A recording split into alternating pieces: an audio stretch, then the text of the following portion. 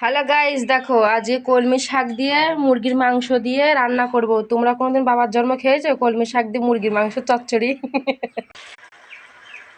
Hello guys, দেখো আজকে একটা নতুন জিনিস রান্না করছি। তোমরাও হয়তো বলবে যে এটা কেমন হলো, কেন আমি অনেক ইউটিউবে সার্চ করেছি, এই রান্নাটা কোনোখানে নেই। তো প্লিজ রান্নাটা দেখে তোমরা কেউ বাজে কমেন্ট করবা না। আর হয়তো আমিই কেন, আমার বাবেরও বাপ কেউ খাইনি কলমি শাক দিয়ে মুরগির মাংস তরকারি। কেন? তো রেসিপিটা দেখো, ভালো লাগলে বলবা। প্রথম দিলাম রসুন কুচি, আদা কুচি, আদা রসুন